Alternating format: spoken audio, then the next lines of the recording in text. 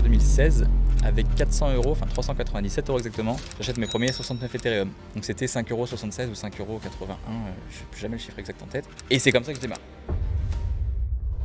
Un chapeau, 33 ans. Alors moi je suis investisseur crypto avant tout. Bon, j'ai fait plusieurs choses, J'ai fait d'abord de l'architecture, après j'ai eu 2 e-commerce qui ont échoué. Et en fait c'est les cryptos qui m'ont sauvé donc en 2021. J'avais commencé à investir tout début 2016, en découvrant ça fin 2015 exactement. Et en 2021 en fait mon capital atteignait plusieurs millions de dollars. Donc c'est ce qui m'a permis d'arrêter ce que je faisais, le e-commerce, et d'être libre. Et ces 3000 font x48. Donc en gros, je passe de 3000, enfin un peu moins de 3000 à 142 000 $ en un an et demi. Pour toi, Bitcoin, un jour, il tapera le million de dollars. Si t'as pas ton argent investi dans quelque chose qui performe de plus de 11% par an, t'es plus pauvre chaque année. Tant que j'ai pas 1 million, je vends pas. Donc le wallet, il monte à 970, 980. Fin du bull run. Le système bancaire, c'est le plus gros Ponzi du monde. Qu'est-ce qui va se passer le jour où la population se réveillera et se rendra compte de ça? C'est quoi? C'est une méga révolution. Salut à tous, ici Bastien, j'espère que vous allez bien. Aujourd'hui, on se retrouve pour un nouveau podcast à Bali avec un invité de marque, Monsieur Quentin. Salut à tous. Franchement, c'est un des gars qui a une histoire, je pense, les plus folles que j'ai pu voir, que j'ai entendu.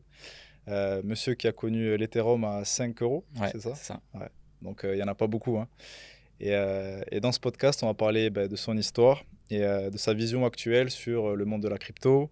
C'est aussi quelqu'un qui a essayé plusieurs business, dont le e-commerce. Ouais. Exact, ouais, plusieurs échecs.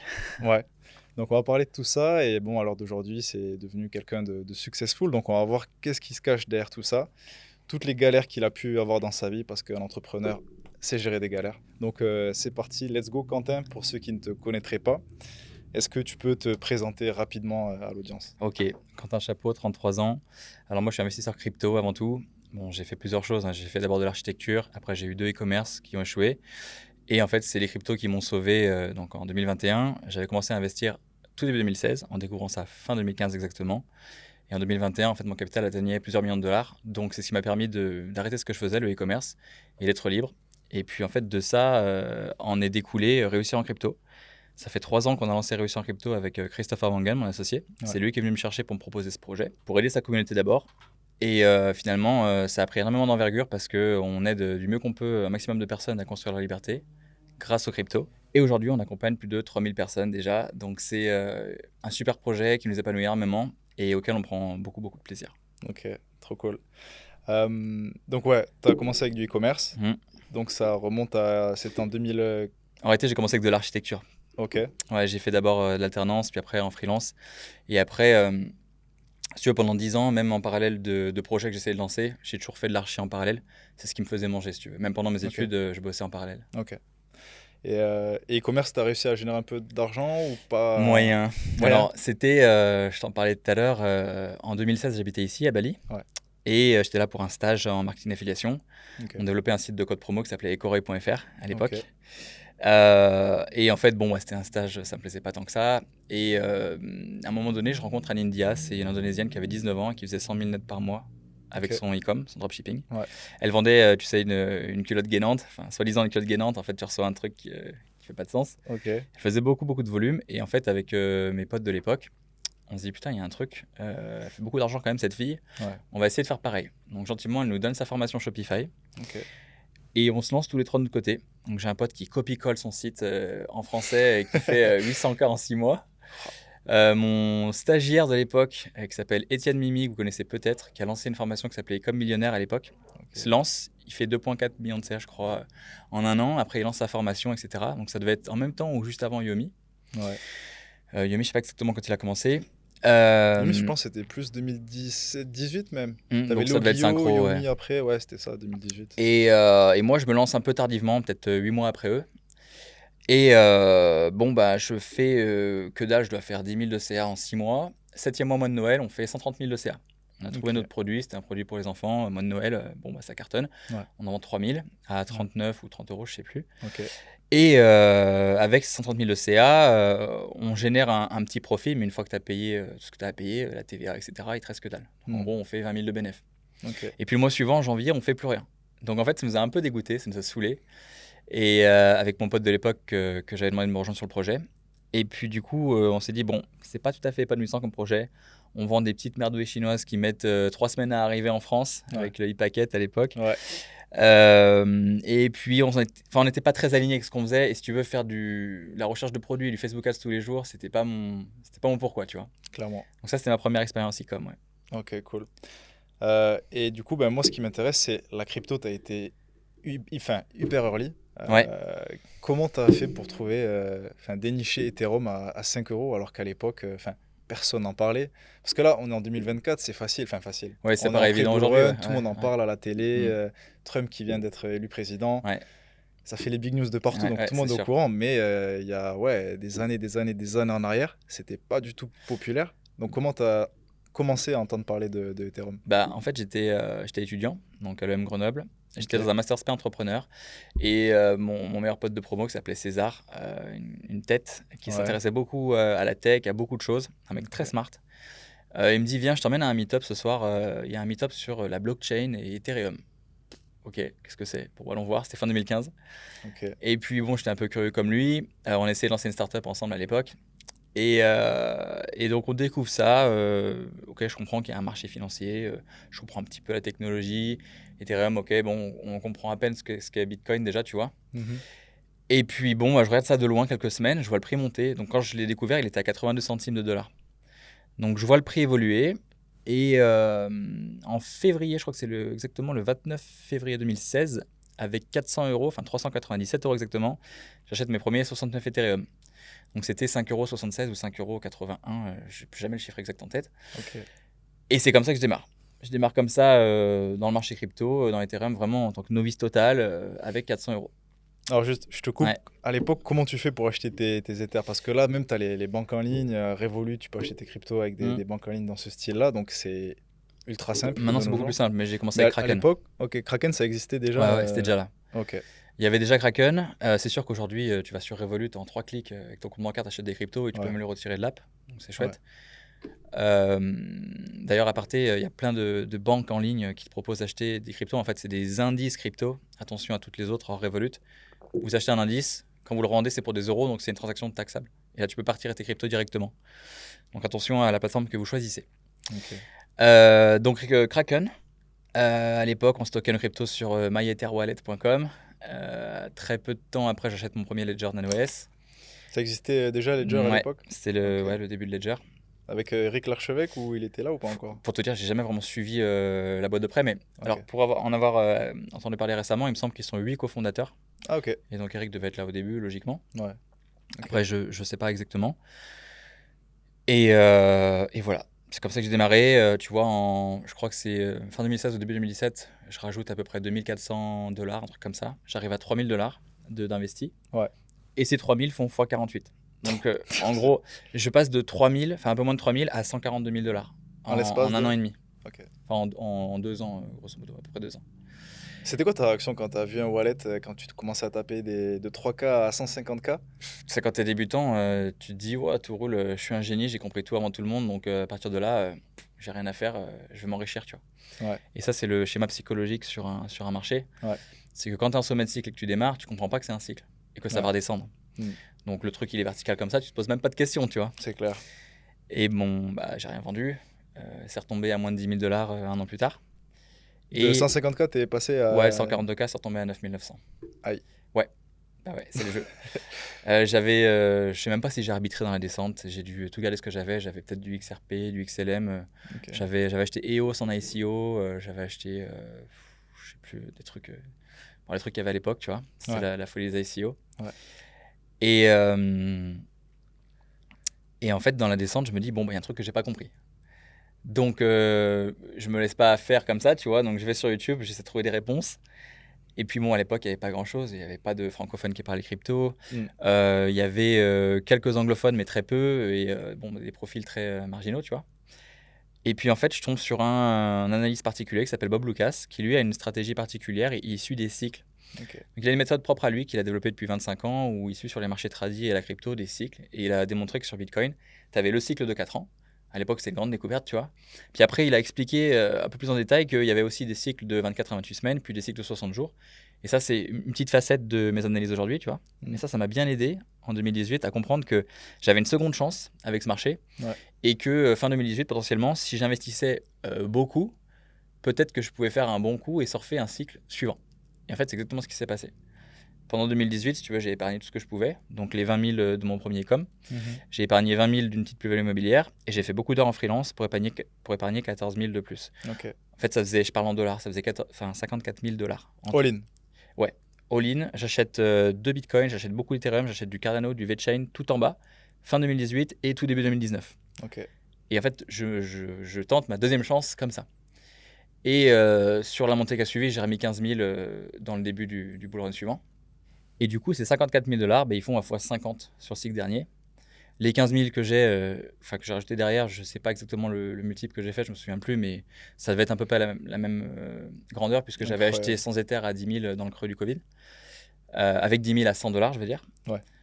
Et 100 dollars, putain, t'étais trop early, hein, ça abusé. En fait, ce Black Swan du Covid, si tu veux, personne ne pouvait le prédire, hein, évidemment. Ouais. Mais moi qui avais investi dans les terres au tout début, je vois le prix tomber, j'avais du cash dispo sur Kraken. À un moment donné, je vois la mèche à 100, je dis vas-y, ordre d'achat. Et ça rebondit presque juste derrière, je crois que ça a tapé à 80, puis c'est reparti. Ok. Donc un peu un coup de bol pour tout te dire, honnêtement. Et puis c'est les moments où tu sais pas si tu fais une bonne chose, parce que tu as des mèches rouges gigantesques, tu fais un nouveau bottom. C'est clair. Là, tu y vas à l'aveugle, tu vois, un peu. C'était en gros poker, tu vois. ça passe ou ça casse. Parce qu'on dit qu'en moyenne, un investisseur qui prend pas trop de risques, il se mouille pas trop en crypto, ça doit représenter quand même un petit pourcentage de ton wallet. Moi, quand j'étais débutant, je mettais tout ce que j'avais. Puis même Toi, encore t'étais récemment, all-in, je mets tout, si tu veux, parce que avec le grand-chose fil à du perdre. temps. En fait, maintenant, avec le fil du temps, j'ai développé des convictions dans le marché, puis je connais bien le sujet. Ouais. À l'époque, c'était plus, je suis jeune, je démarre, j'ai rien à perdre. En Ouais. gros, j'avais déjà commencé à faire un peu d'IMO. J'essayais d'entreprendre, je me disais, je perds mon argent, c'est le jeu, mais par contre, j'aurais plus de regrets si je le tente pas, tu vois. Donc, c'est comme ça que je vois les choses. Mhm. C'est pour ça que cette année, j'ai remis autant que possible, entre 2022 et 2023 dans le marché. Mhm. Et que de toute façon, du Bitcoin, j'en achèterai toujours. Parce que quand tu as une vision assez long terme et que tu sais où il va, donc à plusieurs millions de dollars dans ma vision des choses, tu ne veux pas laisser passer ça. Pour toi, Bitcoin, un jour, il tapera le million de dollars? D'ici 2030, en théorie, on est censé voir une adoption qui nous mène vers 4 milliards d'utilisateurs. 4 milliards d'utilisateurs, donc on va parler plutôt de fin 2029, parce que c'est la fin du cycle suivant en théorie. Ouais. Si on a encore ces cycles de 4 ans, je pourrais développer là-dessus derrière.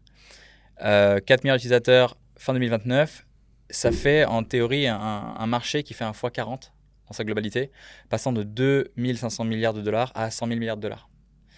Donc x40 sur la globalité du marché, chaque crypto-monnaie aura son multiple au milieu, Bitcoin va sûrement capter une majorité des capitaux, et de toute façon, le reste pomme de façon cyclique, et puis après, l'argent se recycle dans Bitcoin de toute manière. Donc il y a quand même de grandes chances qu'on y arrive, et même, je pense, plus vite que prévu. Écoutez les gars, bon, c'est pas un conseil d'investissement, hein. Non, c'est sûr. Que les convictions de Quentin. Mais non, par rapport à ton boulot, moi, si tu veux, j'ai un peu une histoire similaire. Moi, j'ai acheté mes premiers Ethers à 400 dollars. J'avais connu ça à Dubaï via un pote, Bruno, si tu passes par là. En 2018 2019 2020, ok. Ouais. 2019 ou 2020 par là. Je crois que c'était fin 2019 ou 2020, je sais De toute façon, dans les 2 années, tu aurais connu ce prix à 400 dollars. Ouais, c'était ça. Et mais pareil, tu vois, pour moi, c'était du gambling, quoi. Je comprenais rien de tout l'écosystème, ce dans quoi j'investissais. Mais voilà, je suis passé d'un wallet. Alors, j'ai pas fait un fois énorme, tu vois, j'ai dû faire un fois 5, quelque chose comme ça. Et j'avais investi pas mal. Donc, t'as revendu à x5? Non. Donc, du coup, t'as fait un x12. Il est monté à 4 800 dollars Ethereum au cycle dernier. Ah ouais, non, mais j'ai pas du tout vendu. Moi, tu vois, je pensais vraiment, je voyais mon wallet grimper. Et c'est ce que je dis souvent, tu vois, je voyais mon wallet grimper, je faisais gagner des 10K à jour en passif, tu vois. Donc je me suis dit, c'est bon, tu vois, le e-com, je vais mettre tranquille de côté. Je me voyais déjà millionnaire en crypto. Et grosse erreur, tu vois, premier bull run, bam. Je fais des vacances en Thaïlande et là, on rentre en bière, le wallet qui se fait exploser. Et encore, t'es arrivé entre guillemets pas trop tard. Oui, sur le cycle dernier, parce que la plupart des gens, ils sont arrivés sur le sommet en 2021. Ouais, c'est clair. Ça, j'ai eu la chance de...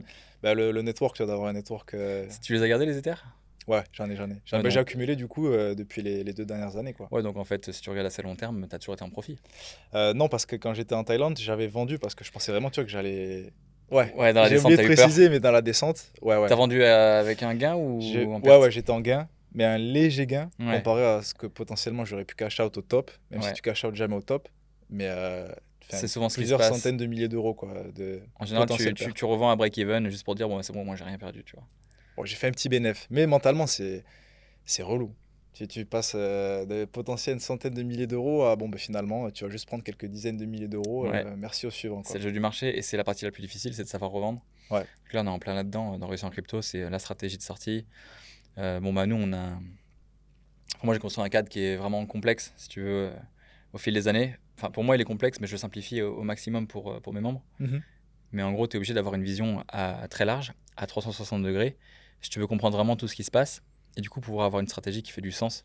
Ouais. La plupart des gens, ils visent un chiffre qu'ils ont en tête ou un multiple sur leur capital, et c'est une erreur parce que ça dépend d'où tu as commencé, et selon quoi tu as investi, déjà le multiple, Mm. et le chiffre. Sur YouTube, tu as des mecs qui t'annoncent des cibles de prix, mais ils n'en ont aucune idée. Personne ne sait exactement où va s'arrêter le marché, à quel prix pour chaque crypto-monnaie. Ouais. Donc en fait, ce qu'il faut viser, c'est une fenêtre de temps. Et ça, tu peux le voir que quand tu analyses le marché sous plein d'angles différents, avec les bons indicateurs, et du coup, tu as une méthodologie qui est adaptée pour savoir sortir par palier dans cette fenêtre de temps. Ouais. Mm. Ça, ouais, pour moi, le plus dur, c'est de sortir par palier, comme tu Mm. dis, et pas faire l'erreur que j'ai faite au début, que beaucoup d'amis à moi ont fait. Donc, tout l'e-com, l'argent du e-com qu'on fait, on le réinvestit dans crypto, montres. Moi, je suis dans les cartes Pokémon aussi, tu vois, Cool. cartes à collectionner. Mais ouais, c'est l'erreur qu'on fait, c'est-à-dire qu'on se dit, voilà, tant qu'il n'y a pas 500K sur le compte, je vends pas. Tant que j'ai pas la barre des Ouais. 1M, je vends pas. Ouais. Et pareil, tu vois, j'ai des potes qui se sont fait baiser comme ça, en mode, tant que j'ai pas 1 million, je vends pas. Donc le wallet, il monte à 970, 980, fin du bull run. Et là, tu vois ton wallet se faire... c'est horrible. Mentalement, c'est trop dur. Ouais. C'est trop dur. Donc ouais, vendre par palier et surtout protéger son capital. C'est la base pour un Ouais, investisseur. après, ce que je dis aux gens qui démarrent en général, c'est que dans le pire des cas, tu passes tout en Bitcoin et juste attends 4 ans de plus. Ouais. Ça, c'est vraiment le pire scénario qui puisse t'arriver, grosso modo. Parce que, en fait, ton objectif principal en tant qu'investisseur crypto, c'est d'accumuler un maximum de Bitcoin. Et en fait, la raison unique d'acheter autre chose que du Bitcoin, c'est d'essayer de chercher un plus gros multiple que Bitcoin sur un bull market pour pouvoir acheter plus de Bitcoin au sommet. Donc, je te prends un exemple chiffré.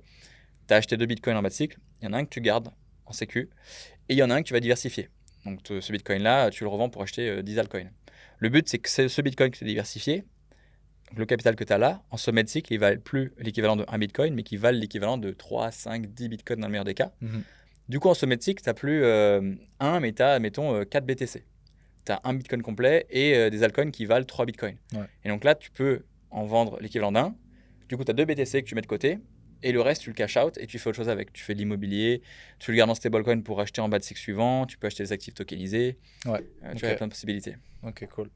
Et toi, d'ailleurs, alors qu'est-ce que tu as fait, toi, les premières fois où tu as cash out et vraiment tu as fait du gras, tu as vraiment fait, tu as bien mangé, qu'est-ce que tu as fait? Est-ce que tu t'es dit, est-ce que tu as fait des dingueries? Est-ce que tu as été hyper terre à terre avec ton argent? J'ai assez vite acheté des maisons à Bali, pour tout te dire. Ok. En fait, on était, voilà, pendant la grippe, on était là, à Bali, on était au calme. Il y avait des super deals à faire. Si tu veux, j'ai sorti un petit peu de capital en avril 2021 et j'ai sorti un peu plus en novembre 2021. Et le tout, ça représentait, entre guillemets, seulement un tiers de mon capital que j'ai ressorti, mais ça faisait un gros morceau. Et j'ai gardé 2 tiers que j'ai basculé en Bitcoin et Ethereum et que j'ai gardé pour le plus long terme. Ok. Parce que le sommet dernier, il était très difficile à lire et en fait, on a un peu été cassé par le listing de Coinbase en bourse, l'IPO. Du coup, j'ai sorti un bon morceau. Ça m'a permis d'acheter 3 villas. Donc, il y en a 2 que j'ai achetées avec lesquelles je fais du Airbnb, où j'ai mis des petits billets. Et puis, il y a une 3e maison dans laquelle j'habite où j'ai mis un plus gros billet. J'ai donc acheté ces 3 baraques avec mes profits et j'avais encore donc du gras qui dépassait, comme tu dis, pour pouvoir réinvestir en crypto en bas de cycle. Et en fait, ça, je ne l'ai pas touché. Je l'ai bien gardé pour acheter l'Ethereum et du Bitcoin en bas. Et tout ce que j'ai pu gagner entre-temps en entrepreneuriat, j'ai tout mis en crypto depuis 3 ans. Donc vraiment all-in, tu vois. All-in, ouais. Ah, c'est pour ça, parce que d'un autre côté, si on écoute les gars qui te disent qu'il faut poser que 5% de ton patrimoine, tu pourrais jamais de la vie, tu aurais pu faire ce que tu as fait. Bah, ça dépend de où tu en es. Hein. Si tu as déjà 100 M sur ton compte, évidemment. Ouais, mais je pense que la majorité des gens n'ont pas 100 M sur leur compte. Non, quoi, évidemment. Tu vois, Si tu es jeune et que tu n'as rien à perdre, que tu démarres, évidemment, c'est le moment de prendre des risques. Ouais. Après, il faut avoir une gestion équilibrée de ton capital en crypto. Beaucoup de gens vont à l'extrême et vont acheter tous les petits trucs qu'ils ont vu passer sur YouTube. Donc, pas mal de meme coins sur ce cycle. Je pense qu'il y a beaucoup de gens qui se sont fait bouffer parce qu'il y a 800 000 meme coins qui sont sortis cette année et ils pensent que tous vont pumper alors que absolument pas. Il y en a un sur 10 000 qui fonctionne, tu vois. C'est le ratio à peu près un meme coin? C'est juste une estimation. J'ai 1 sur 10 000 parce que dans le top 200, tu en as pas mal maintenant. Mais admettons, au top 200, tu es peut-être, je sais pas, 30 meme coins.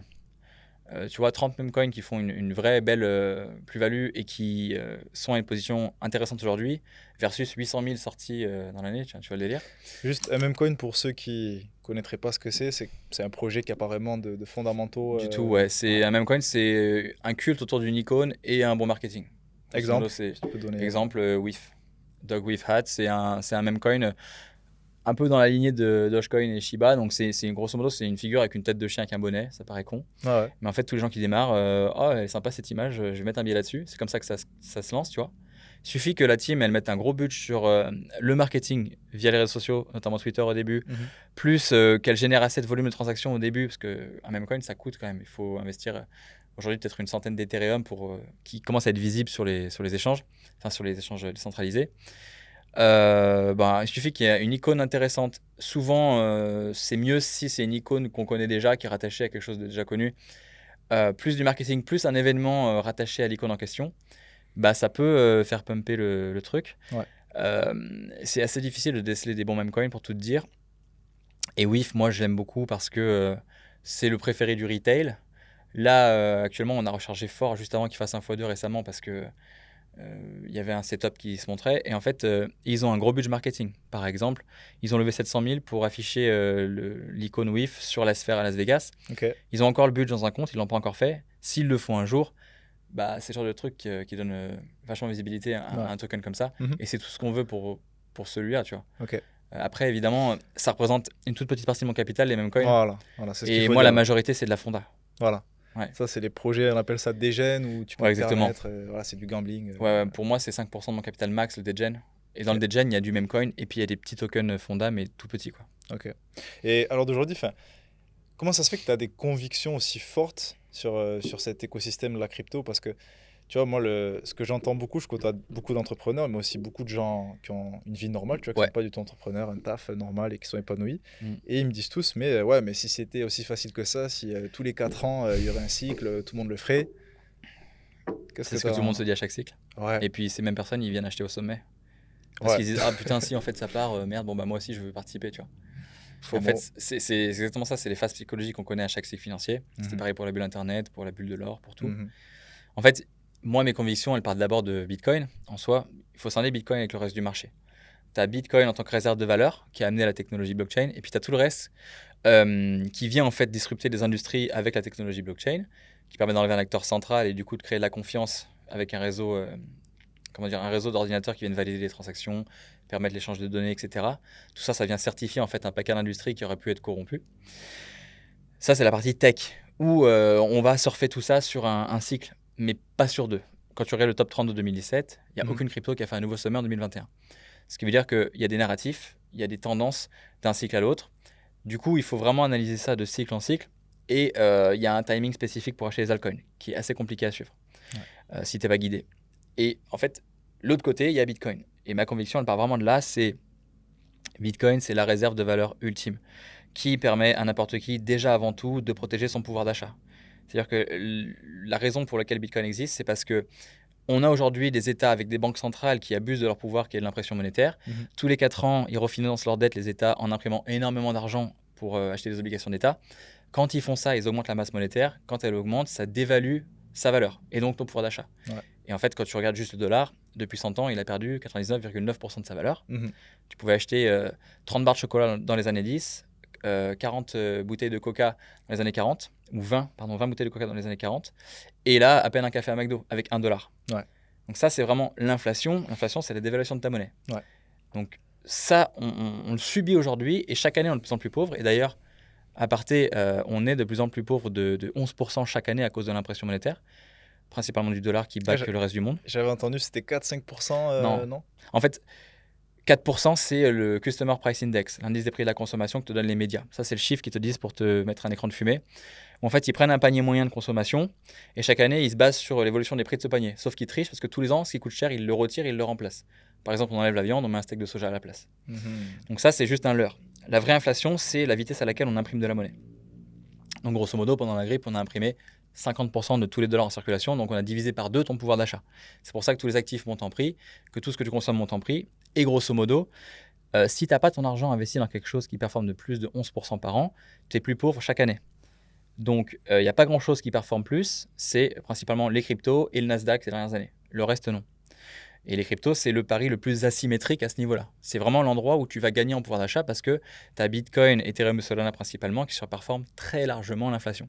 Ça, c'est vraiment, tu vois, la raison de base. Ouais. Puis après, évidemment, Bitcoin, il est adopté parce qu'il a plein de qualités. C'est une bonne réserve de valeur parce que personne ne le contrôle, donc pas de banque centrale. Il est impossible à censurer et on ne peut pas te le saisir. Si tu l'as sur un Ledger, si tu l'as sur un Binance ou un Coinbase, on peut. Ou sur une banque en ligne comme Revolut.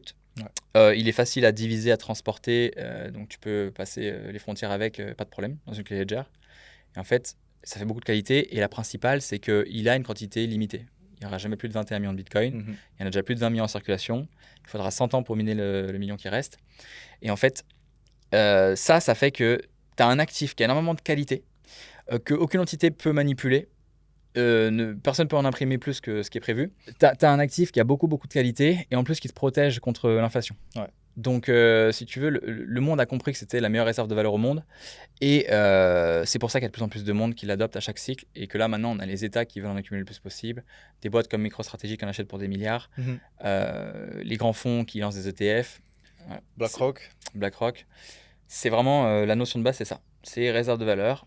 Et après, c'est beaucoup plus large, mais on va pas rentrer trop dans le complexe aujourd'hui. La techno que ça a amené, en fait, c'est pas juste. En fait, c'est pas la monnaie d'Internet, Bitcoin, c'est l'Internet de la monnaie. C'est-à-dire que c'est une nouvelle structure, des nouveaux rails pour tout le système financier et l'Internet 3.0. Quand tu investis d'ailleurs, tout type d'investissement, hein, pas forcément la crypto, mais on dit qu'il faut...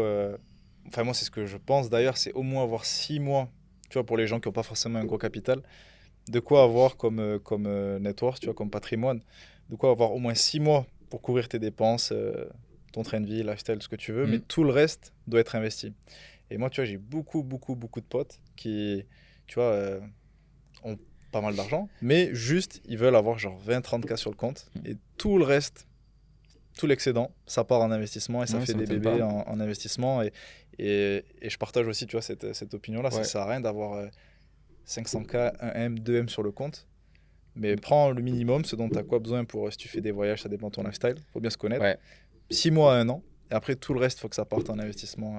Bah, c'est ce que je fais aussi. Et de toute façon, tu le vois, quand tu reçois une grosse somme, généralement, elle repart tout de suite dans quelque chose. Tu reçois 100, 200, 300, 500K sur ton compte, il y a toujours un truc dans lequel tu voulais investir. Donc, généralement, ça reste 2 semaines sur ton compte en banque, et puis après, ça repart direct dans autre chose. Et en plus, comme je disais, si tu gardes ton argent à la banque en dollars, il y a 2 gros problèmes. Et du coup, ça me rappelle ce que j'ai oublié de te dire tout à l'heure. Le premier, c'est que du coup, il se dévalue de 11% par an. Donc, si tu économises en cash aujourd'hui, tu es de plus en plus pauvre. Alors que si tu l'investis dans les actifs, tu es de plus en plus riche. C'est pour ça que l'écart entre riches et pauvres se creuse d'année en année. Et deuxièmement, tu n'as pas le contrôle de ton argent. Si ton argent il est à la banque te fait la misère quand tu veux en envoyer ou en retirer une somme. Il faut que tu justifies tout. Des fois, ça prend 3 semaines, elle prend des frais énormes. Et des fois, elle te dit non. Et elle te dit non parce que la banque, elle n'a pas ton argent en réserve. Ça, c'est ce qu'on appelle les réserves fractionnées. La banque, elle se doit garder seulement 1% de ton épargne et elle peut prêter 99%. Ce qui fait que quand il faut que tu retires toi, ben elle doit galérer à aller trouver de l'argent à droite à gauche pour réunir ce qu'il faut pour pouvoir te le donner. C'est comme ça que fonctionnent les banques et c'est comme ça qu'en fait on crée de la croissance. C'est en fait les 99% qu'elle te prend, elle les prête à quelqu'un. En faisant ça, elle fait grossir la masse monétaire et elle crée la croissance. Mais du coup, si tout le monde voulait demain aller récupérer son argent à la banque, il y aurait un gros problème. Et on pourrait voir ce qu'on appelle on pourrait voir un bank run, un mouvement de panique. Ce qu'on a pu voir par le passé, par exemple. Ça me fait penser à un gros Ponzi, tout ça. C'est ça. Mais si tu veux, le dollar et les fiat, c'est le plus gros Ponzi qui existe. Le système bancaire, c'est le plus gros Ponzi du monde. Et en fait, c'est un leurre. On te donne, on crée de la confiance autour d'un bout de papier. Parce qu'à la base, ce bout de papier, il était backé par de l'or réel, physique dans un coffre. Donc, si tu veux, avant, on avait notre argent dans des devises en dur, donc de l'or par exemple. Puis à un moment donné, on a jugé que c'était plus très pratique, donc on a remplacé l'or par des pièces, puis des billets, etc. Et en fait, à un moment donné, tous les dollars qui avaient en circulation, ils étaient backés par de l'or dans des coffres. Moi, je prends l'exemple du dollar parce que c'est la monnaie numéro 1, la monnaie de réserve mondiale. Sauf qu'en 71, le président Nixon, il a mis fin au gold standard. Pourquoi ? Parce que après la Seconde Guerre mondiale, plutôt pendant, il y a beaucoup d'États qui sont venus sécuriser leur or aux USA. ok, pour le garder en réserve hors d'une zone où on aurait pu leur voler. Et du coup, les USA disaient en échange, à chaque fois que vous nous amenez de l'or, on vous donne un papier en face qui dit voilà, qu'on vous doit tant d'or si vous ramenez le papier, donc du dollar. Sauf qu'à un moment donné, les USA ont commencé à tricher. C'est-à-dire qu'ils ont commencé à donner plus de papier qu'ils ne recevaient d'or. Du coup, quand les gens s'en sont aperçus, enfin les États s'en sont aperçus, ils ont voulu tous retirer leur or qu'ils avaient aux USA, notamment la France. Sauf que les USA ont dit à un moment donné, non, stop, on ne vous remboursera pas, en faisant croire que c'était pour la sécurité du citoyen américain, etc. Alors qu'en réalité, c'est parce qu'ils ne pouvaient pas, ils avaient triché. Ils n'avaient pas assez d'or en réserve pour rembourser tout le monde. Donc c'était la fin du gold standard. Et à partir de là, ça a été la débandade, c'est-à-dire qu'à partir d'ici, on a imprimé à volonté du dollar. Et donc depuis, il est baqué par plus rien du tout. C'est pour ça qu'on dit qu'on imprime à partir de l'air, à partir de rien du tout, juste en appuyant sur un bouton, parce qu'en effet, il n'y a rien de physique en arrière-plan qui back le papier qu'on a, nous, tous les jours, et dans lequel on a confiance. Donc c'est pour ça que c'est un Ponzi gigantesque. Et qu'est-ce qui va se passer le jour où la population se réveillera et se rendra compte de ça? C'est quoi? C'est une méga révolution? Franchement, je sais pas te dire, parce que les gens en sont à moitié conscients. Après, ils comprennent pas vraiment tous les tenants et aboutissants, ils en sont à moitié conscients. Pourtant, ils bougent pas et ils se laissent matraquer. Et en fait, si tu veux, le vrai problème de l'inflation, c'est que la plupart des gens, bon, ils sont peut-être un peu conscients du problème, mais ils comprennent pas que c'est le problème, que c'est ça la source de tous les problèmes. Aujourd'hui, un État avec ses médias, il va léguer une partie de sa population contre l'autre, la droite contre la gauche par exemple, et les faire se taper dessus pour qu'ils croient que c'est toujours l'autre le fautif sur pourquoi il perd du pouvoir d'achat. Alors qu'en réalité, le problème, c'est que l'État, il abuse avec sa banque centrale et qu'il dévalue la monnaie. Donc, je pense que tant qu'on tient les gens dans l'illusion, avec les médias et tout ça, l'État est tranquille. Puis en plus, on va transiter vers une phase où on bascule vers les monnaies numériques de banque centrale. Tu vois ce que c'est? Non. Donc, ce qu'on appelle les MNBC en français ou les CBDCs en anglais, Ok. Central Bank Digital Currencies. C'est une devise qui est digitale comme celle qu'on a maintenant, sauf qu'en plus de ça, elle est programmable. Donc en fait, c'est une devise sur laquelle la banque centrale va pouvoir mettre des conditions d'usage. Donc on va te dire, voilà, tu as de l'euro numérique, tu as le droit de le dépenser que dans un rayon de 15 km autour de chez toi pour faire fonctionner l'économie locale. À la fin du mois, il faut que tu aies dépensé toute ton épargne, sinon ce que tu n'as pas dépensé, ça disparaît. Tu as un taux d'intérêt négatif, c'est-à-dire qu'on te prend un petit peu d'euros chaque mois pour financer l'État. Et tu peux rien y faire, c'est ton compte bancaire qui est lié à la banque centrale qui le fait tout seul. Tu as un crédit social qui dit que si tu as trop pris l'avion, tu as trop pollué, tu as une taxe carbone qui s'applique sur ton capital. Ça paraît dingue, mais c'est ce qui se passe en Chine. Et c'est ce qui nous attend. Tu vas sur cbdctracker.org, tu vas voir l'avancée de chaque État par rapport à ce projet-là. Et tu vas comprendre en fait qu'on arrive dans une phase où en fait, même si les gens voulaient se rebeller, ils ne pourraient rien faire. Parce qu'à partir du moment où tu n'as plus de cash, tu n'es plus souverain du tout. Ouais.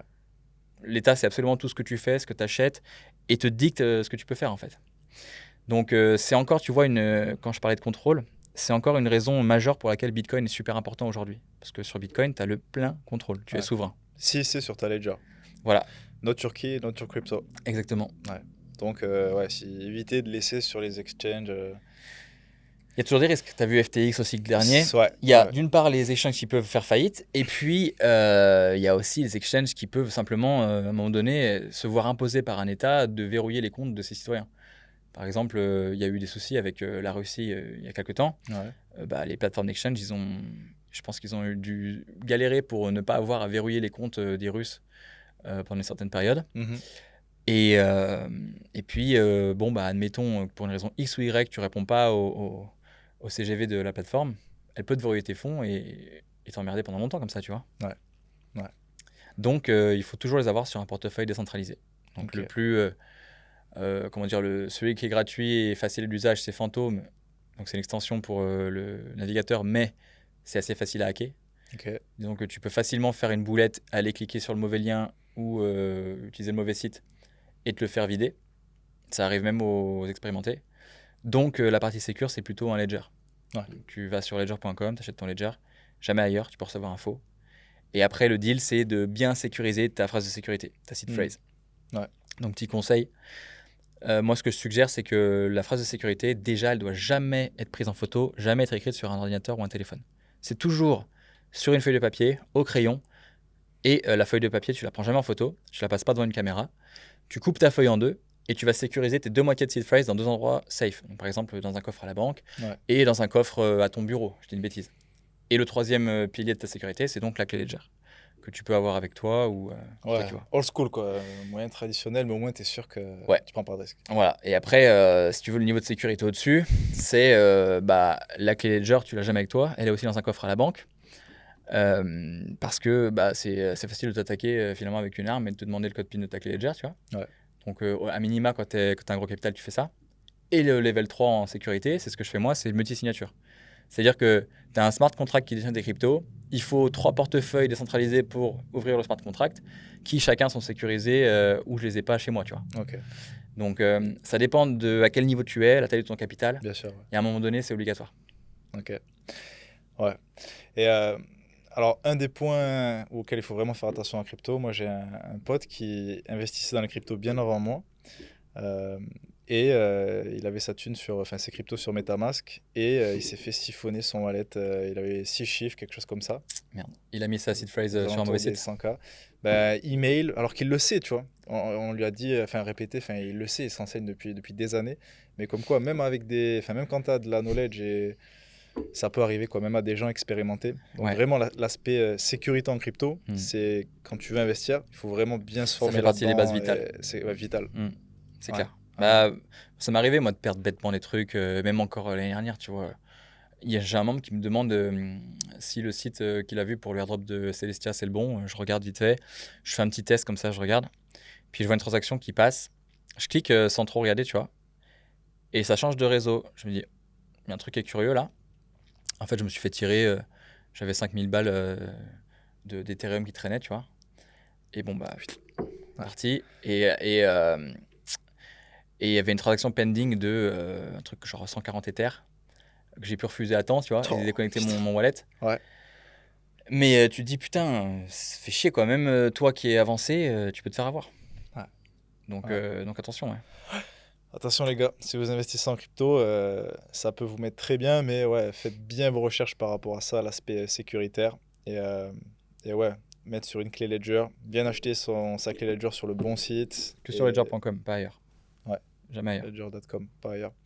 Ok, bon, mais ouais, ça c'était l'aspect crypto. J'espère qu'on n'a pas été trop technique pour les gens qui nous suivent. Après, le but, c'est de faire comprendre le pourquoi avant tout des crypto-monnaies, tu vois. C'est le principal. Ouais. Après, les gens, une fois qu'ils ont capté, ils ont le déclic de putain, j'en ai vraiment besoin pour me protéger. Après, ils font le nécessaire pour aller de l'avant, se former, investir, etc. Yes, clair. Ok.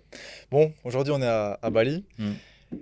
Pourquoi Bali? Alors, tu m'as dit que tu avais fait ton stage là-bas, premièrement. Ouais, Et en en fait, c'est 2016. suite à ça que tu t'es dit, en fait, le mode de vie là-bas, j'aime. Enfin, Ouais. pourquoi Bali? Pourquoi pas Dubaï, par exemple, où tu as beaucoup d'entrepreneurs qui partent s'expatrier là-bas? Bah, en fait, en 2016, je vois ce. En fait, c'était un job qui me servait de stage. Je vois ça et ma mère était déjà venue à Bali. Moi, je connaissais pas. Moi, j'avais déjà fait le tour du monde et l'Asie en sac à dos, donc Ah, trop cool. ça me parlait un peu, mais je connaissais pas Bali et j'hésitais. Et ma mère m'a dit, mais vas-y, fonce, tu vas kiffer. Bon, Mhm. j'arrive à Bali. 2 premières semaines, je suis tout seul dans une baraque à Ubud. Je me demande un peu ce que je fais là, tu vois. Et puis, en fait, tu vois, après 2 semaines, tu te fais des copains, tu découvres qu'il y a aussi Canggu, il n'y a pas que Ubud. Ouais. Au bout, Euh, c'est quand même un peu plus la jungle, un peu Ben, il n'y plus. avait pas grand-chose, tu vois. Ouais. Ouais. Si tu passes tout ton temps au Ubud, c'est chouette. Niveau culturellement, c'est incroyable. Mais pour vivre, on est mieux à Canggu. Hmm.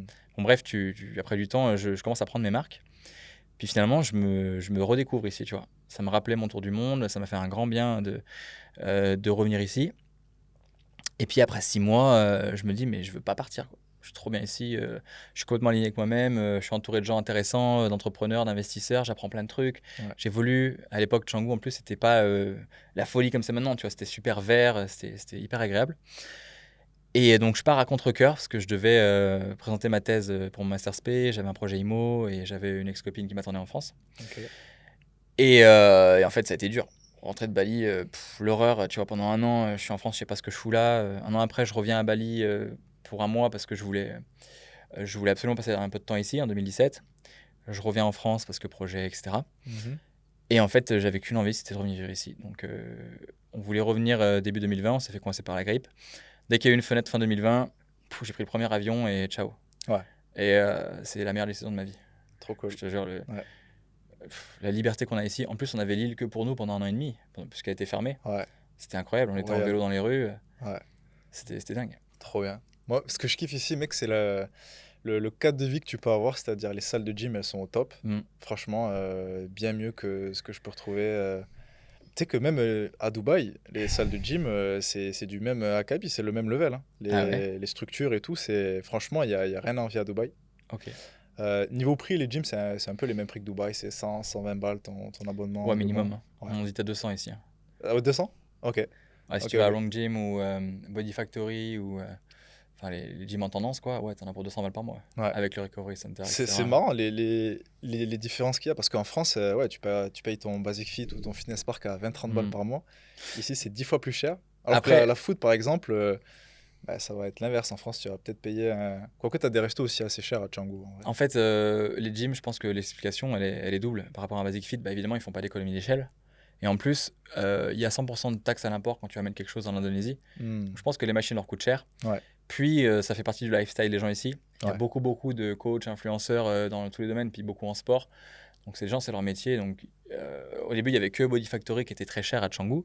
Ok. Et il y avait tous les influenceurs de Bali. Et puis, à un moment donné, il y a Obsidian qui a ouvert, qui a piqué tous les clients parce que c'était 3 fois moins cher. Ok. Et en fait, après, ils ont tous remonté leur prix. Et puis, tous les 3 mois, tu as une nouvelle gym plus stylée qui sort. Ouais. Ouais. Moi, je suis à CrossFit Wanderlust depuis 2016. Et c'est super chouette. Le sport, c'est important dans ta vie de tous Vital. les jours. Vital. Ouais. Pareil. Quasiment tous les matins, à 7h du mat, je commence. T'as ta petite routine. Et ouais, Ok. obligatoire. De toute façon, tout part de là. Si tu veux être bien Ouais. dans tes pompes et bien dans ton projet pro, il faut que tu sois bien dans ta tête, bien dans ton corps.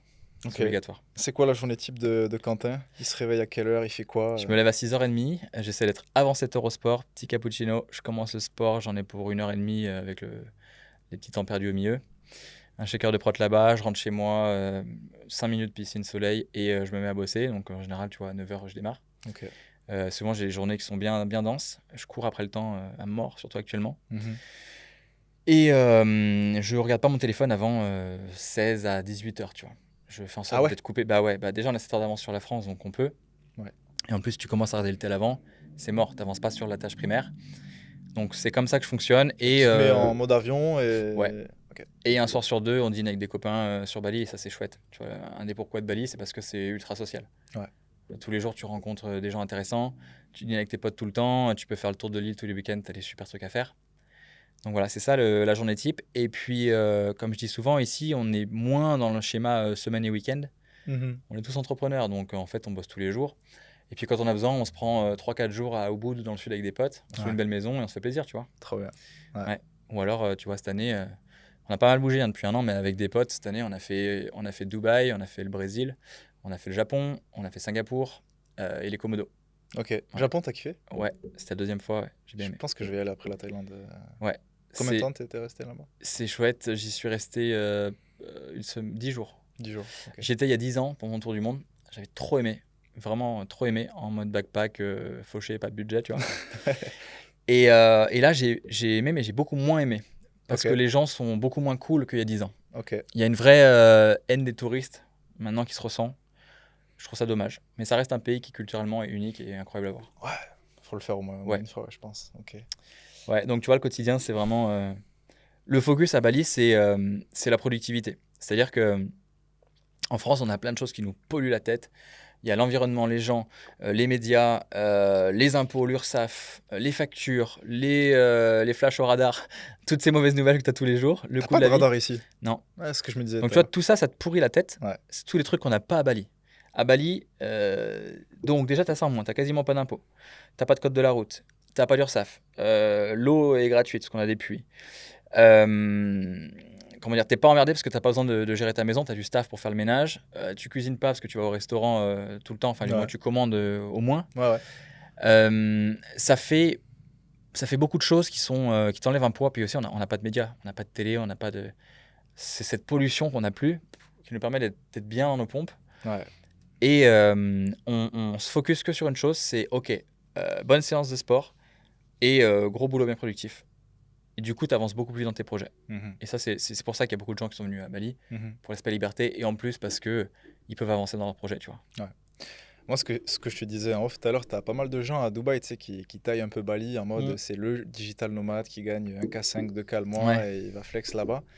Mais bah, déjà, en vrai, c'est pas forcément vrai parce que Bali, si tu vis à Canggu, tu te prends une petite villa stylée, rien que 2K, Ah, c'est je sais même 3000 pas par si mois. ça suffit. Ouais. Non. 2K, 2K5, c'est just, tu vois. Ouais. Donc finalement, bon, les standards, c'est voilà, pour 2K, 2K5, tu as quand même une villa. À Dubaï, tu as un studio. Ouais. Mais voilà aussi, la qualité de vie que tu retrouves à Bali. Décuplé. Ah, c'est ça. C'est simple, tu dépenses 3 fois plus à Dubaï. Donc mes potes qui Pour habitent la à même Dubaï, chose, en au final. couple, ils dépensent 10 000 par mois. Ils Ouais. vivent dans une cage à poules. Et là, nous, on a des belles maisons et on Mhm. dépense. Bon, alors, moi, c'est différent parce que la maison, elle est payée, donc elle ne me coûte plus rien. Mais tu vois, tout compris sans faire de concession, on dépense 3 500 par mois à deux. Oh, Et le gros budget, c'est la bouffe. On dépense 2 000, 2 500 par mois en bouffe parce qu'on se prive pas. ouais. Mais en vrai, ça ne coûte que dalle. Tu vois, j'ai 5 personnes à la maison. J'ai 2 jardiniers, 2 femmes de ménage et un gars pour la maintenance. Mhm. Tous ensemble, ils me coûtent dans les 600-700 euros par mois.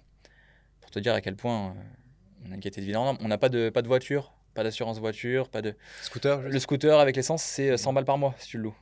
Scooter, un plein, c'est 3, 4, 5 Non, euros. mais voilà, c'est un vrai confort. Ouais. Et en réalité, bon, si tu dois payer le logement, en effet, tu rajoutes un billet. Après, ça dépend du confort que tu veux. Tu vois. Le moins cher, tu en as pour 500 balles une chambre en guest house et tu as du super guest house. Mhm. Et en vrai, si tu sers vraiment, tu fais un budget où tu maîtrises tout, tu vois, tu en as pour 2 000 euros par mois, tu vis. C'est pour ça qu'il y a plein de débutants en entrepreneuriat qui arrivent. Ouais. Et en vrai, c'est une bonne chose. Il faut bien démarrer quelque part. Tu vois, moi, c'était pareil. Je suis arrivé en 2016, j'étais fauché, j'ai démarré comme ça.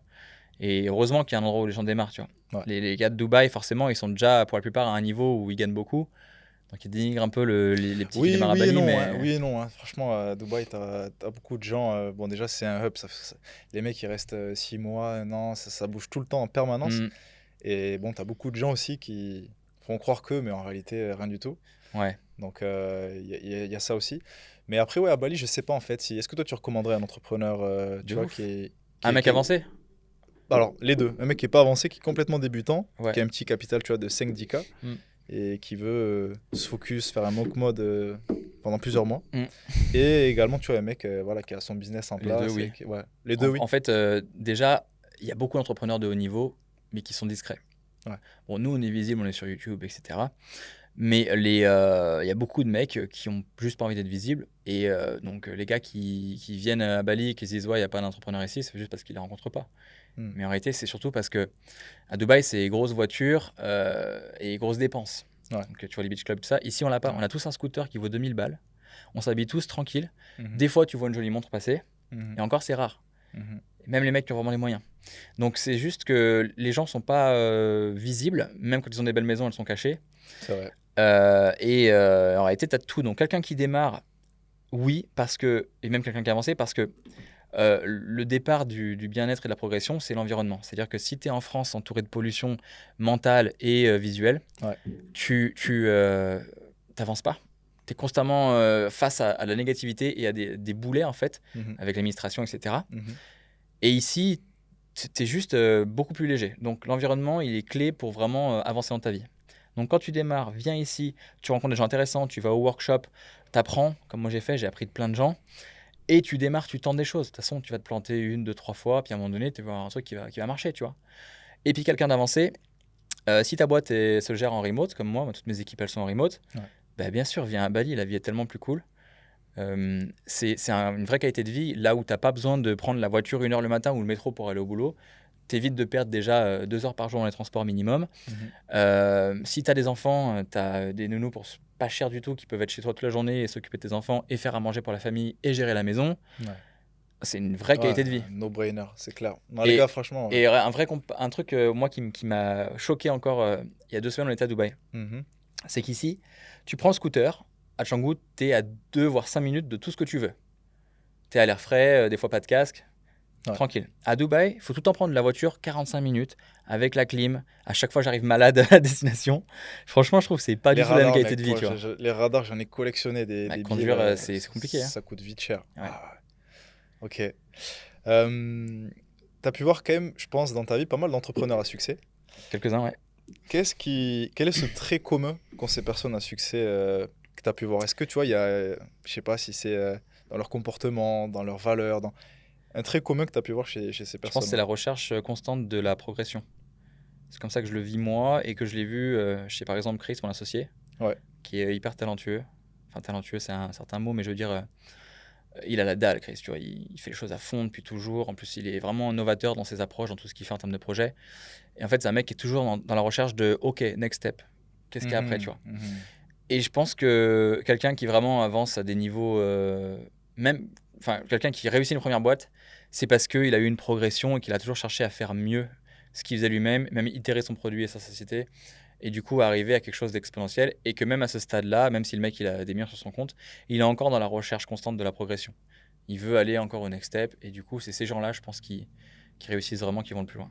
Donc au final, c'est quand tu arrives à un step où, voilà, bon, j'imagine que Chris, l'argent, il a, tu vois. Mm. Donc c'est-à-dire que même l'argent, c'est pas ça qui le drive, c'est encore plus loin que ça, c'est-à-dire que c'est devenu une espèce, j'imagine, hein, de sport. Ouais, en fait, l'argent, c'est pas la bonne motivation. Ça, c'est un point super important que tu soulèves. Parce que moi, mon motivateur dans mes 2 premières boîtes, mes 2 e-com, c'était vraiment l'argent. Genre, Mhm. je veux être libre financièrement, je veux faire de la thune. Mhm. Et en fait, quand tu fais un projet pour l'argent, tu abandonnes au bout de peu de temps parce que tu n'aimes pas ce que tu fais, ça te motive pas spécialement, que tu aies fait de l'argent ou pas. Et en fait, ça, c'est un truc que j'ai mis Si 10 t'aimes ans. pas ce que tu fais. Ouais, bah justement, Ouais. c'est là le contrepoids, c'est que moi, j'ai mis 10 ans à trouver mon pourquoi. Le Mhm. pourquoi, à mon sens, c'est vraiment le point de départ de tout entrepreneur et de tout ce que tu dois faire. C'est qui tu es profondément, quelles sont tes valeurs profondes, qu'est-ce qui t'anime, quels sont tes talents, comment tu veux aider le monde.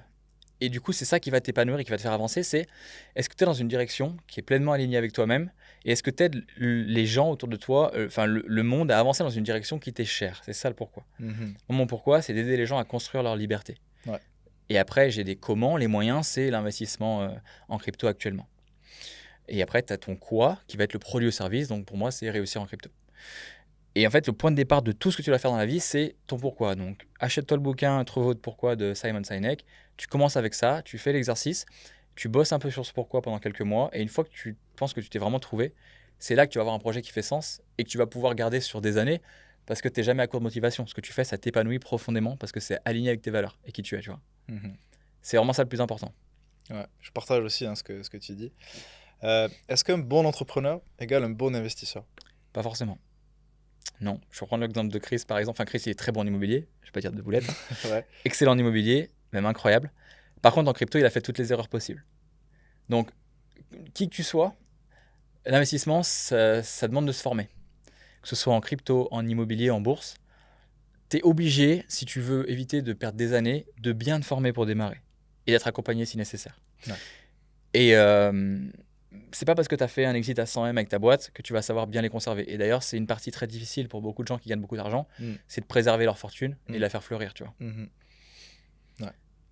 Donc ouais, c'est pas forcément lié, ouais. Bon, et maintenant parlons un petit peu IMO. Donc toi, ton parcours, c'est quoi? T'avais déjà acheté des biens en France ou ouais? Ok. Ouais, j'ai fait 4 opérations en France. Donc t'as levé un crédit IMO. Toutes investies, enfin financées à 100%. Ok. Que les Donc frais de t'étais en notaire de payer. CDI, t'étais en CDI à l'époque? Non, j'étais dans l'auto-entreprise, mais j'ai toujours fait ça en SCI à l'IR avec mon père. Mon père, il est Ok. investisseur depuis 40 ans. Ok. Donc, il avait acheté pas mal d'appart, enfin des immeubles. Ça faisait un volume d'environ 50 apparts qu'il avait en SCI avec ses frères et sœurs. Et dans sa vision, il y a 40 ans, c'était t'achètes un bien, s'il s'autofinance, c'est bien. Tu vois. Et moi, ma vision, si tu veux, elle a calqué la sienne au début. Donc, on a fait un premier immeuble, un petit immeuble de 2 appartements qu'on a rénové avec des subventions ANA, etc. Et bon, le bien, si tu veux, nous coûte 300 balles par mois pour se maintenir. Très bien. Puis à un moment donné, je découvre Christopher Wangen, encore une fois, sur YouTube. Ok.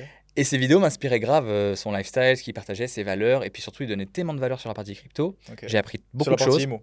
IMO, pardon. Ouais. Du coup, je me suis formé. J'ai pris sa formation. Et grâce à sa formation, j'ai fait des belles OP après, mais des OP qui font du cash flow. Et ça, c'était pas du tout dans la vision des investisseurs avant. Et mon père, c'était pas le cas. Donc, je dis à mon père, regarde. Donc cash flow juste, c'est l'excédent, c'est-à-dire que tu rembourses Ouais, ton une fois que tu as crédit. tout payé, tes impôts, etc., il te reste du net. Donc, je dis à mon père, regarde, c'est ça le modèle qu'on doit suivre, c'est chercher à faire du cash flow. Ou alors, on fait de l'achat-revente. Ok, il me fait confiance. Deuxième OP, ma voisine vend sa maison et il y a un beau terrain à découper. Donc, on achète la maison, on découpe le terrain constructible, on viabilise, on revend. Et on essaie de vendre la maison non rénovée, elle ne se vend pas. Du coup, on fait du homestaging, vraiment le minimum. Et dès qu'elle était toute pimpante, elle est partie direct. Donc, on fait une petite plus-value. Ensuite, troisième opération, mon oncle veut vendre les parts d'une SCI qu'il a avec mon père, donc je lui rachète ses parts. Et il me fait un cadeau, je lui achète pour 25 000 2 appartements. Donc j'ai eu un coup de chance. Ok. Dernière opération que j'ai pas fini de vendre aujourd'hui parce qu'on a laissé traîner de ouf. Je crois qu'on l'a acheté en 2019 ou 2020 cet immeuble. Mhm. C'était les bureaux de l'usine d'un client quand je faisais la maîtrise d'œuvre. C'était un immeuble avec, il y avait 3 plateaux de 250 mètres carrés, 2 de bureaux, un sous-sol semi-enterré et un terrain de 1000 mètres carrés. Donc on a acheté l'immeuble et on l'a optimisé à fond. On Ok. a cassé les combles pour faire des mezzanines. On a fait 5 plateaux en haut, on a gardé l'avant pour faire nos nouveaux bureaux. En bas, on a un gros plateau de 250 mètres carrés qu'on vend en un lot. Et on a créé une rampe d'accès sur l'arrière du bâtiment pour rentrer en sous-sol pour faire 6 garages. Et il y a beaucoup de terrain, donc on a fait plein de places de parking. Et en gros, tout à la revente. Et pour donner les chiffres de ce topé là, par exemple, on a emprunté 500 000 euros. On a mis juste 20 000 euros de frais de notaire, parce qu'on a acheté 250 et on a mis 250 de travaux. Ok. Quand on a fait la première vente, on a pris 80 000 pour finir de payer les travaux. Donc si tu veux, l'OP, elle a coûté 600 000 en tout. Ok. On a vendu la plupart des lots, il en reste un peu. Une fois qu'on a tout fini de vendre, la projection, c'est qu'on arrive à 1,2 de CA. Ça fait 600 000 bruts, 400 000 net de plus-value, en ayant mis 20 000 d'apport et en ayant bien optimisé. Après, notre défaut, c'est qu'on a trop laissé traîner, mais l'OP, on aurait pu la finir en 1 an et demi, tu vois. Ah, elle est belle. Ouais. Bravo. Et voilà. Et ça, c'est des OP que tout le monde peut faire. D'ailleurs, si vous voulez investir en France, pour moi aujourd'hui, j'estime que c'est beaucoup trop compliqué de vouloir faire du patrimonial et la location. Il y a beaucoup trop de contraintes. Mm. Les locataires sont trop protégés, trop d'impôts, Mhm. trop de contraintes énergétiques, etc. Par contre, l'achat-revente, c'est un bon levier pour générer du capital. Pour avoir ton prêt, il va falloir que tu vendes ça comme un investissement locatif à ton banquier. Mais tu peux faire quelques OP et du coup dégager du cash. Mais si t'es pas. Bon, toi, tu as fait une SCI avec ton père, mais admettons, tu as le T'es gars solo. qui nous regarde, ouais, il est solo, Mm. il est entrepreneur, donc il n'a pas de. Il a pas forcément une comptabilité au top, il n'a Ouais. pas forcément de quoi prouver un bilan, tu vois. Euh, Entre nous, est-ce que c'est possible ou pas pour cet entrepreneur-là d'investir en Ouais, immo? t'as deux choses. Soit tu veux vraiment faire tout seul et donc tu fais avec ta capacité d'emprunt. Donc évidemment, faut pas arrêter à la première banque qui te dit non, tu vois. Ouais. Faut que tu ailles en voir une dizaine jusqu'à ce que tu aies une qui te dise OK. Et des fois, c'est peut-être une vingtaine aussi. Mhm. Nous, c'est pareil. Pour la dernière OP, elle voulait pas les banques. Et tu vas emprunter ce que tu peux emprunter suivant ta capacité d'emprunt. Tu fais une première OP, si elle est petite, elle est petite. Mais au moins, tu en fais une première, tu fais une plus-value, tu montres que tu es capable. Donc ça peut être même un garage, ça peut être ou non. Ouais, alors après un garage, Ouais. tu vas gagner que dalle, hein, mais au moins essayer de Ouais. faire un appart que tu retapes, que tu découpes. Ce que je suggère, moi, c'est de faire de l'achat-revente, de faire des plateaux aménagés. C'est là que tu as le moins de frais, que tu fais la plus grosse marge. Ok. Tu fais une plus grosse marge si tu vends un plateau à aménager, donc où tu as fait que les communs et grosso modo les murs et arrivées de réseau, que si tu finis l'appart et que tu le revends fini. Mhm. Et la deuxième solution, c'est va trouver quelqu'un avec qui t'associer. Tu as forcément quelqu'un autour de toi qui a des moyens, qui n'a pas envie de s'en occuper, mais qui veut gagner de l'argent, avec qui tu vas pouvoir faire 50-50. Toi, tu amènes l'expertise, le temps et tu vas le gérer pour lui. Mhm. Et lui, juste apporte sa capacité d'emprunt.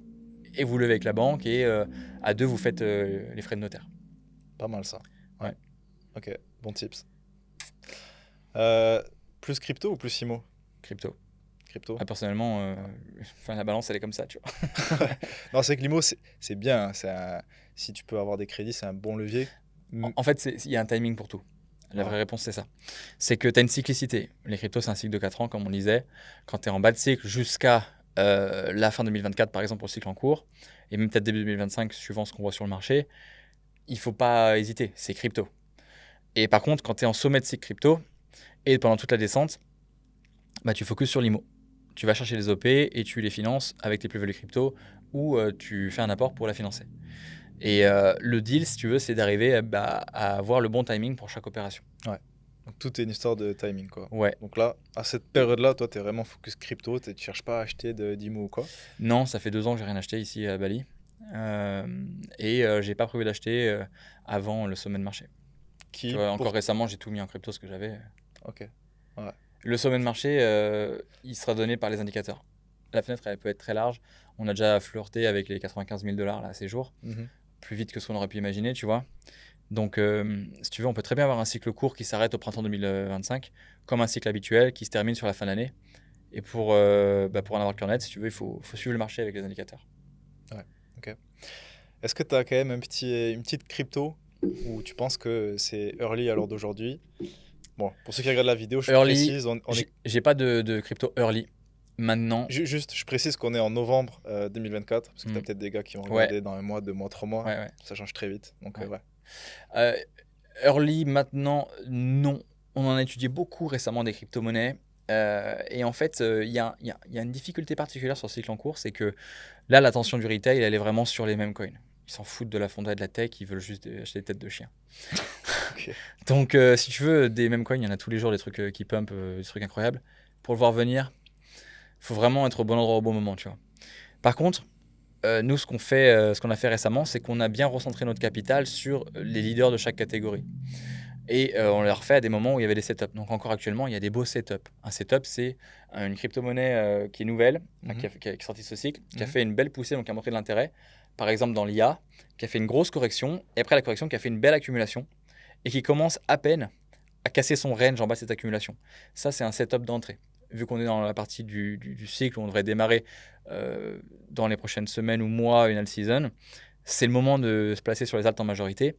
Et donc, regarde les tokens de l'IA, tu regardes chez les leaders. Fed, Voilà, Render. Fed, Render, exactement. Ouais. Fed, Render, ils sont encore dans la bonne zone pour être achetés. Il n'y a pas besoin de chercher trop loin. Et vous avez une exclue là, les gars. Ouais. Mais attention, une fois de plus, voilà, ceci n'est pas un conseil en investissement. Disclaimer. C'est important de le rappeler. Mais ouais, voilà. Mais ouais, il faut pas à tout prix vouloir chercher des petites choses. Pourquoi ? Parce que sur ces capitaux, bon, l'attention elle est ailleurs, elle est sur les mêmes, et en plus elle est diluée. Il y a beaucoup trop de tokens sur ce cycle-là, donc vaut mieux rester concentré sur ce qui est déjà connu et que le retail voit, et sur lequel ils vont investir parce que c'est déjà très visible, tu vois.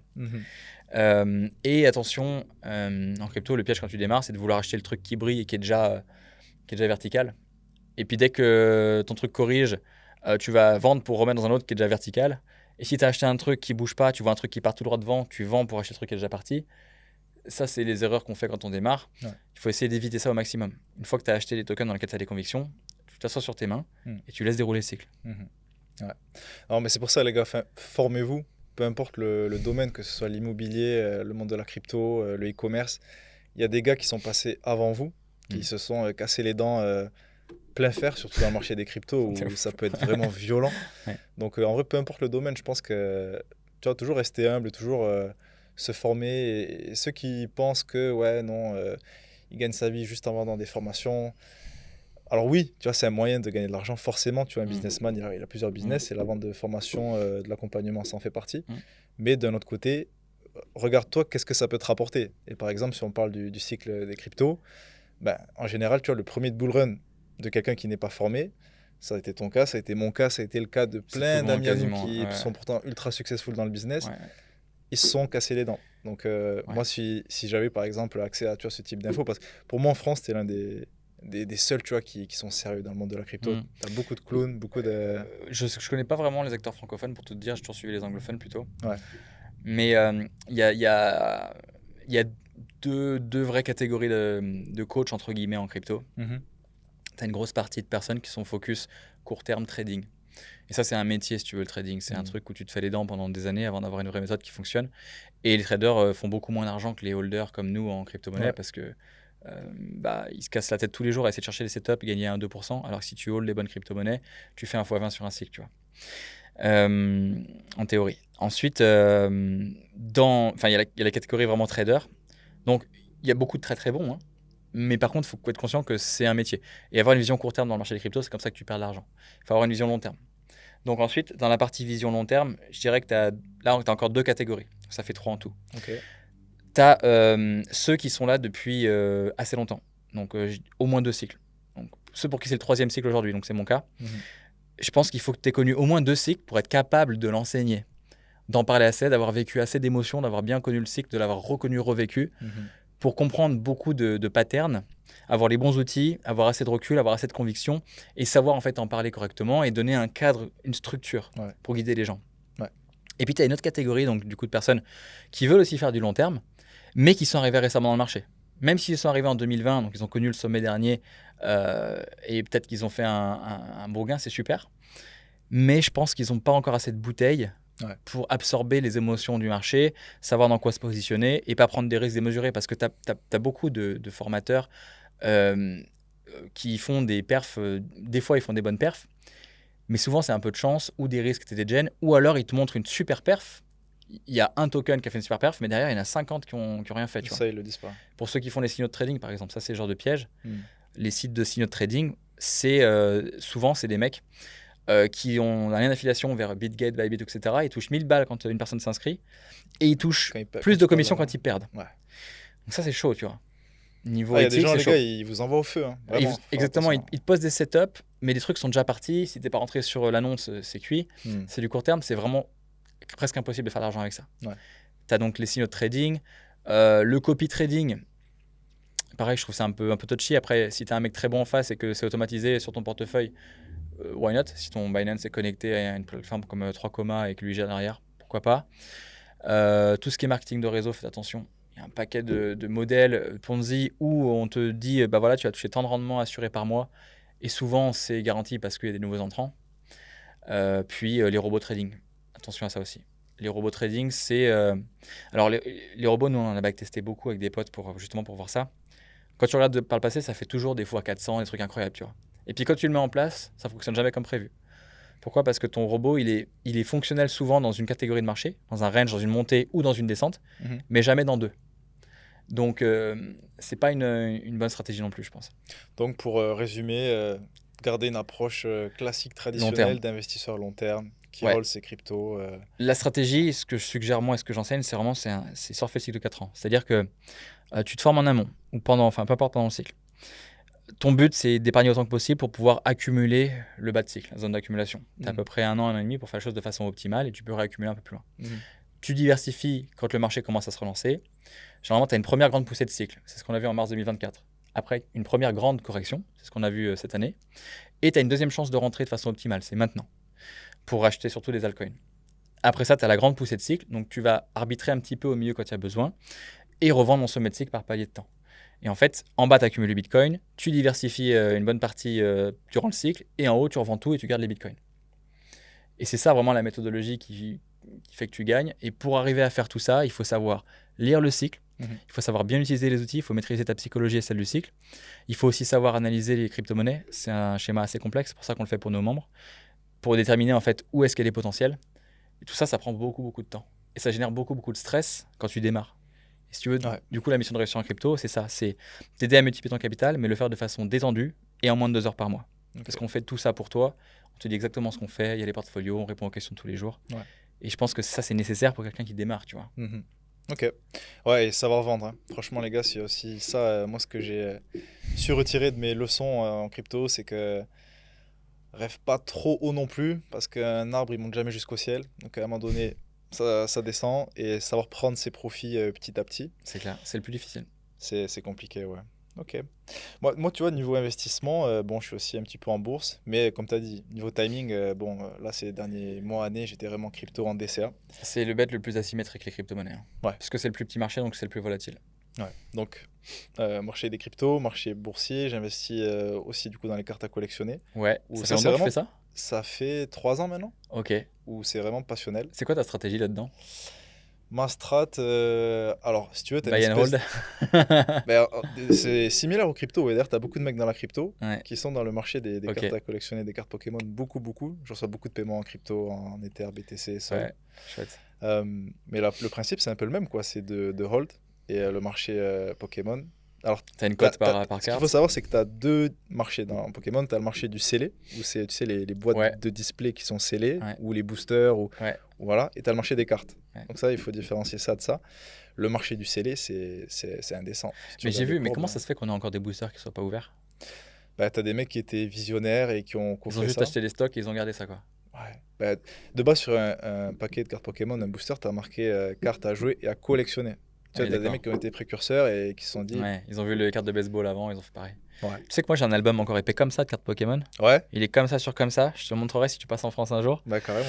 Et j'ai des dracos feu brillants, des trucs comme ça. Ouais. Mec, ça j'ai regardé, je crois pas que j'ai le bon numéro de série, mais j'ai des trucs comme ça, tu vois. Ah bah tu me montreras. Donc il y a peut-être des plus belles à faire, mais à l'époque justement j'avais envoyé 2-3 cartes à des sites spécialisés et puis ils m'avaient pas répondu, donc ok. J'ai pas donné suite. Ah mais ça a bien pump le marché des cartes, c'est-à-dire que... J'ai vu, c'est 100 000 le Dracofeu et... Alors, ça c'est plus marché américain. Ouais. Le marché français, un Dracofeu 7 de base PSA 10, c'est dans les 30-35K. Ouais, c'est énorme. Et la Display 7 de base, première édition, là c'est aux alentours des 30, 35, 40K. Tu vois, ça fluctue un petit peu, ça s'est vendu à 50K avec la hype Michou. Et ouais, là, ça a baissé un petit peu, mais ça tient la cote, quoi. Et tu sais que... Bon, déjà, si vous avez les cartes Pokémon qui peuvent vous rapporter 30K, vendez-les pour du Bitcoin. Mais tu sais que les crypto-monnaies, enfin comment dire, Les cartes Pokémon, à mon sens, ça rentre dans la catégorie des trophy assets. C'est-à-dire que c'est le petit truc, le petit actif bonus que tu as envie d'avoir dans la fin d'un cycle financier. Ouais. Tu sais, on parle de cycle de 4 ans dans les crypto-monnaies, mais le cycle de 4 ans, il s'applique à tous les marchés en réalité. Ça suit ce qu'on appelle l'impression monétaire, comme je te disais tout à l'heure, l'impression tous les 4 ans, le refinancement de la dette. Et en fait, en toute fin de ces cycles de 4 ans, sur la dernière poussée parabolique, c'est là où tous les gens vont acheter du NFT, des bouteilles de vin classées, des cartes Pokémon, des belles montres. Ah ouais. C'est pour ça que tu as une cote qui devient parabolique et que les montres, par exemple, elles ont tant décoté depuis 3 ans. Exactement. Parce que tout est cyclique et tout se suit. Exactement. Bah, ça, je l'ai vu, tu vois, pareil, quand on était au top du précédent bull run, le prix des cartes, ça a explosé. Et le bull run fini début bear market, bah, tu as vu une petite baisse. C'est pareil, bah, les montres pareil. Au du bull run à Dubaï, les mecs, ils achetaient des montres à... Elles date à 100 000, elles valent toutes 50 maintenant. Des IP à 150-200K, ça a perdu 3-4 fois de sa valeur. Ouais, enfin au moins la moitié, ouais. Donc, ouais, non. Comme tu as dit, de toute façon, tout est timing, cyclique, et il faut s'adapter. À partir de là. C'est ça, aller à contre-courant. Mais tu sais que, ouais, non, Pokémon, j'ai vu des mecs, c'était aberrant, quoi. Des mecs, tu sais, les espèces de. J'aime pas trop dire ça, tu vois, mais c'est pas méchant, mais tu sais, les espèces de mecs qui étaient hyper enfermés sur eux-mêmes quand ils étaient jeunes. Ouais. Voilà, bien nerd, tu vois, bien. Voilà. Qui étaient Aujourd'hui, all-in en cartes Pokémon. Les mecs, aujourd'hui, mais tu verrais le. Voilà, millionnaire en cartes Pokémon, mais c'est réel. J'ai fait des trades à Toulouse, de là où je viens, avec un gars voilà, qui est parti avec rien. Et grâce à ses cartes Pokémon, achat d'IMO, il est dans les cryptos. Et là, il va atteindre le million de patrimoine. Franchement, je trouve ça trop stylé. Ouais. C'est fou, c'est des histoires. Moi, je les ai gardés justement en me disant peut-être qu'un jour ça vaudra quelque chose, tu vois. Mais je suis pas sûr d'en avoir une qui valent quelque chose, mais ça fait du sens. Hein. Puis marché de l'art. Hein. Ouais, marché de l'art. L'art, c'est extrêmement subjectif après. Hein. C'est un truc que je maîtrise pas du tout. C'est pour ça que j'ai jamais acheté un NFT parce que je vois pas la valeur dans un NFT, tu vois. Ouais, alors foncièrement, il n'y a pas vraiment de valeur. C'est un peu. C'est surfer sur. C'était une trend. Ouais, il y a beaucoup de gens qui espèrent qu'elle reparte. J'ai du mal à y croire. Il y a peut-être. J'ai pas regardé récemment les floor price de Bored Ape et CryptoPunk. Peut-être que la chart, elle repart. Mais putain, il y a des mecs, ils ont mis 200 Ethers dans un CryptoPunk qui en vaut plus que 20, tu vois. Ouais. Ça pique, hein. Parce que c'est pas le prix d'Ether. C'est pas juste le prix d'Ether qui a perdu en valeur. C'est t'as perdu 190 Ethers fois $3000. Non, mais on parlait de FOMO tout à l'heure, mais là, à cette période-là des NFT, on était c'était son paroxysme. C'était des FOMO sur FOMO sur FOMO, têtes de singe qui se vendent de 100-300 Ethers. Ça avait plus aucun sens. Les mecs achetaient des yachts dans la métaverse, des trucs pas possibles, tu vois. Ouais. Alors d'aujourd'hui. Comme quoi, il y a des bulles dans tout. Hein. Ouais. Pas sûr que l'investissement, il a été bon. Ok. Bon, je pense qu'on va arriver vers la fin de ce podcast. Pour finir, est-ce que tu as un petit conseil à quelqu'un qui regarde ce podcast, qui est probablement en France, qui n'aime pas forcément la vie qu'il a, qui est un peu triste, déprimé? Je pense qu'il y en a beaucoup. Et qui ne sont pas dans un mood qui leur plaît, pas trop épanouis. Qu'est-ce que tu leur dirais à ces mecs-là? Plein de choses, mais globalement, ce que je pourrais te dire, c'est déjà, fais confiance à qui tu es et à tes convictions. Va à contre-courant. Comme je dis souvent, tes défauts sont tes qualités. En France, on peut te reprocher plein de choses. En réalité, c'est souvent ta force. C'est juste que tu n'es pas au bon endroit. Donc, change d'environnement. Viens à Bali si tu as besoin. Et prends le temps de te redécouvrir, fais l'introspection et va de l'avant. Entoure-toi des gens qui sont là où tu veux être. C'est comme ça que tu vas pouvoir avancer, évoluer, quel que soit le domaine. Ouais. Donc, tu conseillerais de changer d'environnement, de partir. C'est le point de départ. Ouais. Même si tu es perdu, tu sais vraiment pas ce que tu vas faire, mais qu'est-ce que je vais foutre à Bali, tu vois. Justement, le fait de venir ici, ça va t'ouvrir des portes. Tu verras, moi, tous mes amis qui sont venus habiter à Bali, ils sont en train d'être mindfuck parce qu'ils disent putain, mais en fait, j'ai rien fait de ma vie là. J'ai plein d'idées, je rencontre plein de gens intéressants, je veux faire comme eux. Et du coup, ils se lancent. Et c'est des gens qui ont toujours été salariés, qui n'avaient jamais pensé faire autre chose. Et d'un coup, ils deviennent entrepreneurs et ils lancent quelque chose. Et ça se trouve, dans 3 ans, ils sont multimillionnaires avec leur business, tu vois. Et surtout, ils ont un impact sur beaucoup de gens, quoi. C'est clair. Bon message de fin. Quentin, merci. Merci à toi, c'était top. Pour l'interview, c'était top. Où est-ce qu'on peut te retrouver du coup sur les réseaux? Sur Instagram et YouTube, Quentin Chapeau. Et pour ceux qui veulent peut-être aller plus loin en crypto, je sais pas si tu peux mettre un lien, j'ai une masterclass que j'offre généralement. Ok. J'explique mon cadre et les bases. Ok, donc ceux qui veulent aller plus loin avec la crypto et apprendre à investir sereinement et dans de bonnes conditions, dans de bonnes bases. Voilà, Quentin, je le suis depuis un petit moment et voilà, c'est vraiment quelqu'un que je mets en avant, je me porte garant, il n'y a pas de souci sur ça. Chouette, merci. Je sais qu'il est réglo. Donc voilà, c'est cool. Bon, ben les gars, merci à vous d'être restés jusqu'ici. C'est la fin de ce podcast. J'espère que tu as apprécié. Si c'est le cas, comme d'habitude, tu connais, petit pouce bleu, un petit commentaire si tu as des questions. J'essaierai de répondre un maximum. Et puis d'ici là, prends soin de toi. C'était Bastien et je te dis à la prochaine. Ciao, ciao.